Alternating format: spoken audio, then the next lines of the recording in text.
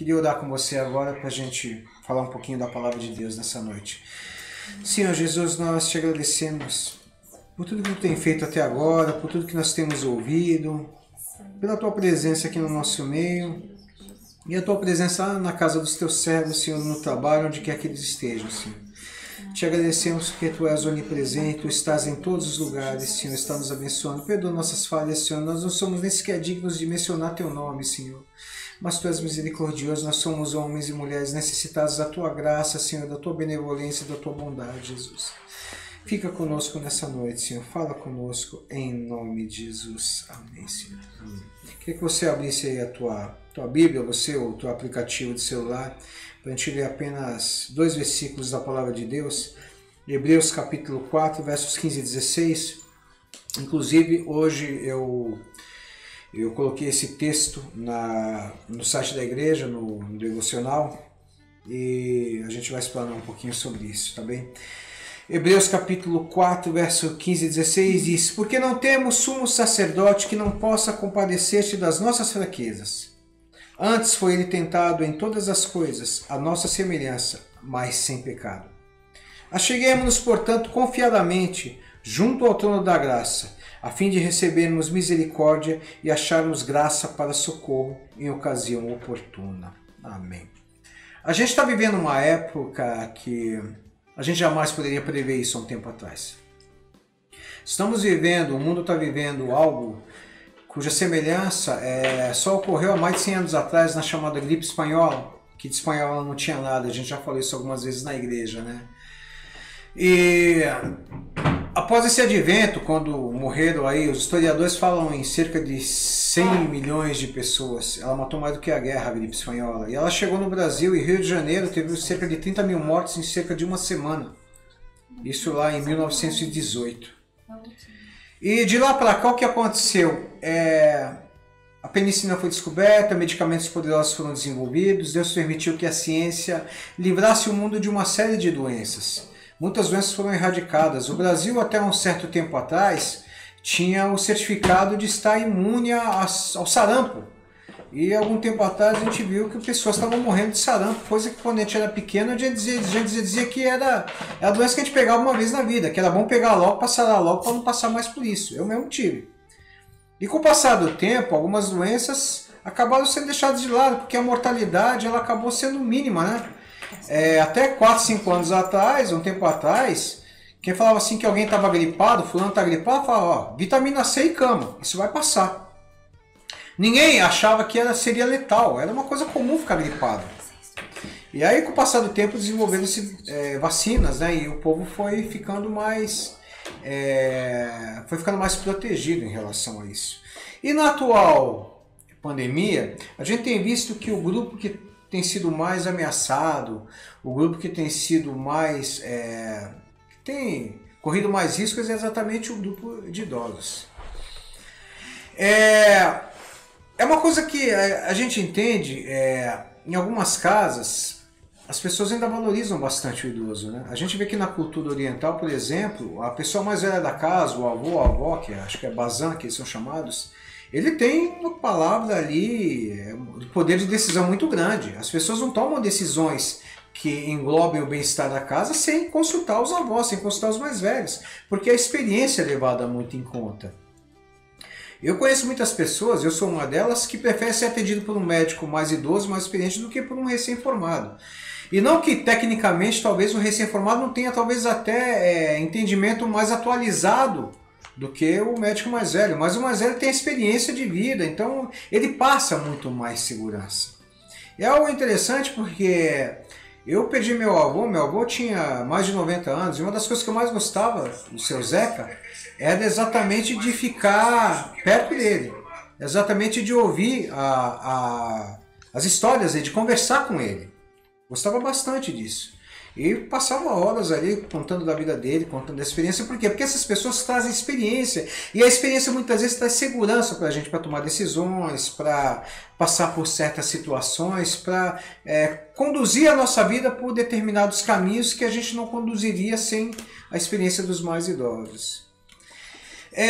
Isso é uma coisa interessante porque, como a gente está falando de experiência, e quando a gente fala de experiência, o autor da carta aos Hebreus, ele fala sobre Jesus Cristo como um sumo sacerdote que conhece todas as nossas fraquezas e que conhece tudo aquilo a que nós estamos sujeitos. E exatamente por isso ele se compadece das nossas fraquezas, das nossas dores, das nossas falhas. Nós temos um sumo sacerdote que não tem experiência naquilo que a gente está sentindo. Eu colocava de manhã, quem for procurar lá o texto lá no site, até uma historinha do menininho que ele andava pela rua e ele viu uma casa assim e estava escrito lá, vendo filhotes de cachorro.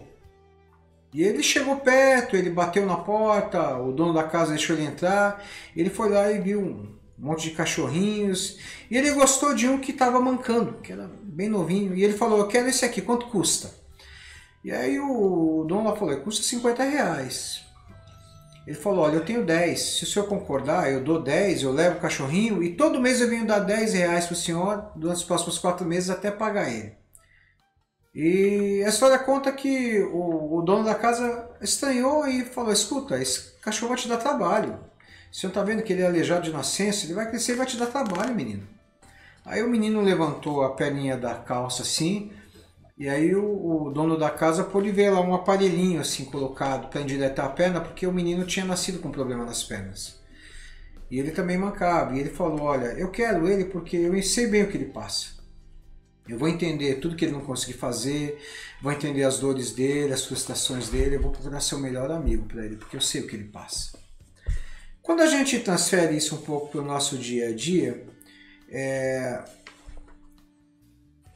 a gente acaba se apegando mais ainda ao Senhor Jesus e amando mais o Senhor Jesus, porque ele, quando ele escolhe vir ao mundo como ser humano, nascer de mulher e ter uma infância como todas as crianças, ele vive cada coisa que a gente vive, cada sentimento, cada situação. Jesus tem uma infância, ele tem pais, ele obedece os pais, ele brinca com os amigos, ele toma bronca, eu acredito.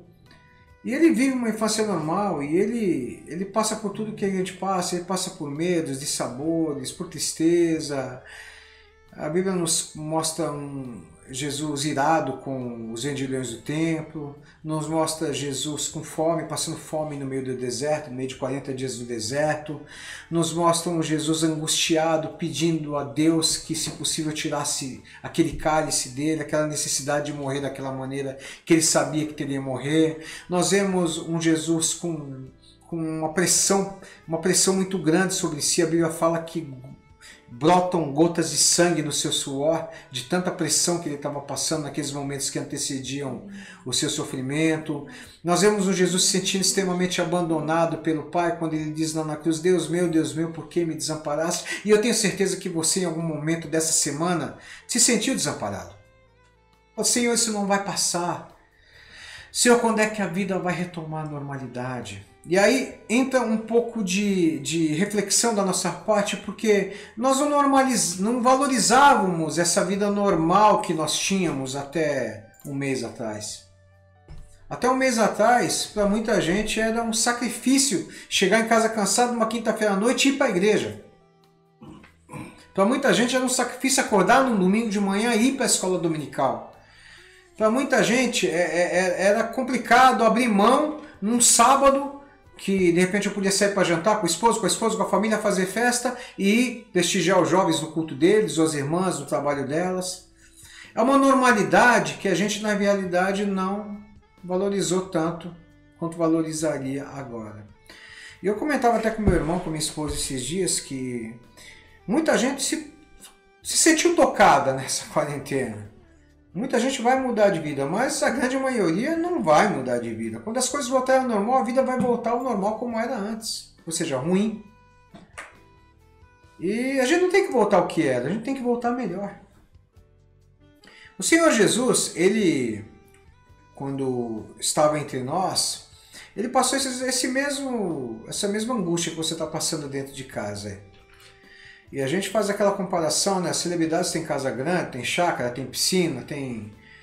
E a gente, né, tem que ficar enfurnado dentro de casa, não toma nem sol. Isso é angustiante.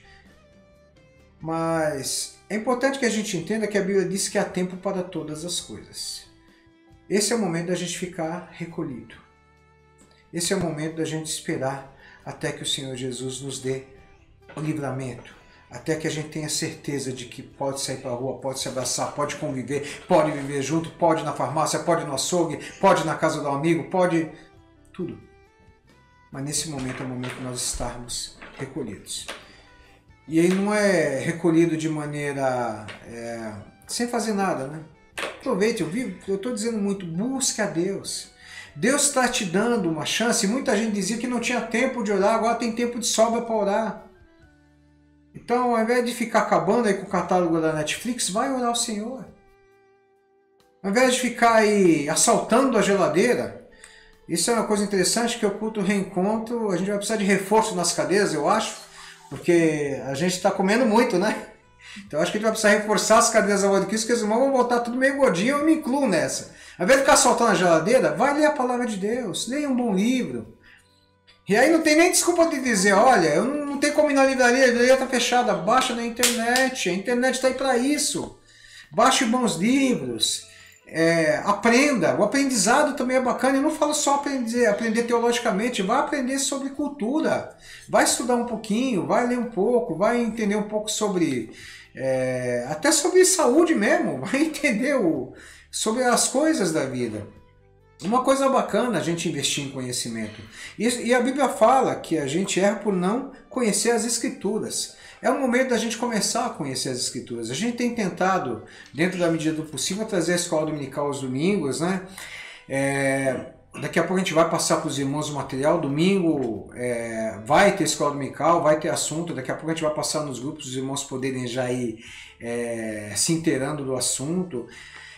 Mas a gente precisa aproveitar esse tempo que talvez Deus esteja nos dando para que a gente o conheça melhor, para que a gente conheça a sua palavra. A Bíblia Sagrada é algo que a gente tem que conhecer, é algo que a gente tem que entender. A Bíblia tem passagens maravilhosas que vão trazer para nós alento nos momentos mais difíceis. Isso que a gente acabou de ler aqui, que o escritor aos Hebreus escreve, é algo interessantíssimo, porque Jesus, ele conhece os nossos sentimentos. E ele sabe, ele não vai te condenar porque você está com medo dentro de casa, ele vai tratar o teu medo, ele vai se colocar do teu lado e vai dizer, eu estou aqui, não precisa ter medo. Essa tua ansiedade ele vai tratar dizendo, olha, basta cada dia o seu mal, não pense no dia de amanhã, porque o dia de amanhã vai acontecer de qualquer jeito, viva o dia de hoje.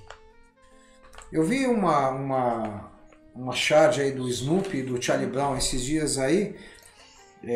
O Charlie Brown dizia para o Snoopy, a gente só vive uma vez, né? O Snoopy dizia, não, a gente só morre uma vez. A gente vive todos os dias.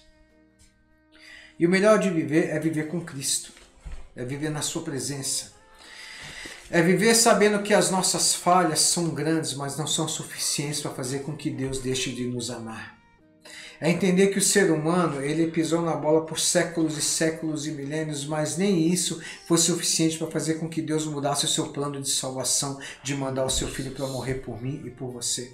De viver com fome, viver com frio, viver com medo, viver com raiva, ter alegria, participar de festas, viver em comunhão com os irmãos, ter dó das pessoas, ter empatia com as pessoas, chorar. A Bíblia nos fala que Jesus, em determinado momento, ele olha para Jerusalém e começa a chorar, porque ele queria fazer muito mais e o povo não deixava. E ele chorava, Jerusalém, Jerusalém, quantas vezes eu quis te reunir debaixo de minhas asas como a galinha junto aos seus pintinhos. Jesus queria proteger, mas para que Jesus possa nos proteger, nós precisamos dar ouvidos às suas palavras. Sem fé não dá para agradar a Deus. Então, nessa noite, a mensagem que eu trago para você é essa. E foi uma das coisas que está escrito lá naquele texto lá do site. Jesus entrou conosco nesse deserto, ele está atravessando conosco, ele vai sair com a gente do outro lado. Não há atalhos no deserto. No deserto você entra de um lado, atravessa e sai do outro lado.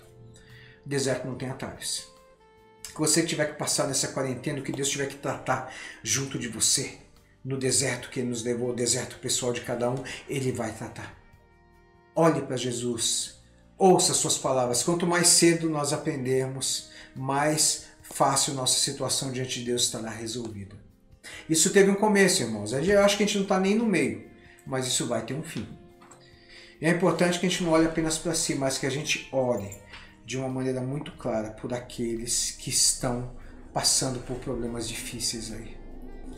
Há pessoas, há famílias que estão com membros na UTI, há pessoas que não vão ter chance de enterrar seus mortos. A Itália está ali, centenas de mortos todos os dias, pessoas estão sendo cremadas, pessoas não estão tendo chance de dar um adeus. Que Deus nos guarde, que Deus guarde o nosso Brasil, para que a gente não passe por isso, para que seja diferente, para que isso cesse, para que haja um milagre. E talvez se nós levantarmos um clamor real, ao invés de ficar batendo panela, não é hora de ficar direito ou esquerdo, é hora de ser de Cristo, é hora de ser humano, é hora de ser humano, de pensar no nosso próximo. Ao invés de ficar batendo panela, gritando fora isso, fora aquilo, melhor isso, melhor aquilo, a gente dobrar os nossos joelhos e clamar ao Senhor. A igreja no Brasil tem que ser um diferencial para o povo brasileiro. Que a gente possa confiar no Senhor. Que a gente possa entender que Ele passou por tudo que eu e você passamos. E Ele pode nos aconselhar. Ele pode sim nos dar o melhor conselho, Ele pode nos tomar em seus braços. Ele pode nos aninhar nos seus braços e dizer, não tema, porque eu sou contigo. Eu entendo o que você está passando. Eu sei cada lágrima que você tem derramado. Eu sei o medo que está dentro do teu coração. Eu sei muito bem a pressão que você tem, o medo que você tem por aqueles que estão saindo todos os dias. O Senhor Jesus está conosco. Ele conhece as nossas dores. E é por isso que Ele diz, eu sou contigo. Amém? Que Deus esteja com você nessa noite.